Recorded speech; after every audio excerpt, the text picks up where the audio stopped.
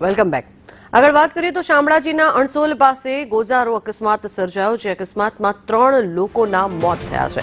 અજાણ્યા વાહનની અડફેટે બાઇક સવાર આવ્યો અને બાઇક સવાર 3 લોકોના મોત નીપજ્યા। અજાણ્યા વાહન ચાલક અકસ્માત સર્જીને ત્યાંથી ફરાર થયો છે। જોકે વારંવાર અકસ્માતને લઈને લોકોમાં પણ ભારે આક્રોશ અને રોષ જોવા મળી રહ્યો છે સ્થાનિકોમાં પણ।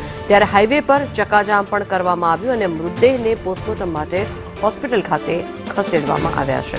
આ દ્રશ્યો આપ જોઈ રહ્યા છો, અણસોલ અરવલ્લીના આ દ્રશ્યો કે જ્યાં ગુજારો આ અકસ્માત સર્જાયો અને અકસ્માતમાં 3 જેટલા લોકોના મોત થયા છે। વધુ માહિતી મેળવીએ સંવાદદાતા શૈલેષ પંડ્યા જોડાયા છે। શૈલેષ, જણાવશો જે રીતે અકસ્માત સર્જાયો છે, શું કાર્યવાહી કરાઈ છે? જી, જનતા જણાવ્યું હતું કે શામળાજી અણસોલ રાજસ્થાન સરહદ છે। હાઈવે પર રોજના હજારો વાહનોની અવરજવર થતી હોય છે, ત્યારે ખાસ કરીને ટ્રાફિકની સમસ્યા થાય ત્યારે સર્વિસ રોડનો ભારે વાહન ચાલકો ઉપયોગ કરતા હોય છે। ગત રાત્રિના રોજ 3 બાઇક સવારો પસાર થતા હતા। એ સમયે રોંગ સાઈડે આવતી એક ટેન્કર હતી। ટેન્કર ચાલકે 3 બાઇક સવારોને ચડ્યા હતા। આ સ્થળે 3ના મૃત્યુ થયા હતા। ટેન્કર ચાલક ટક્કર મારી અને ફરાર થયો હતો।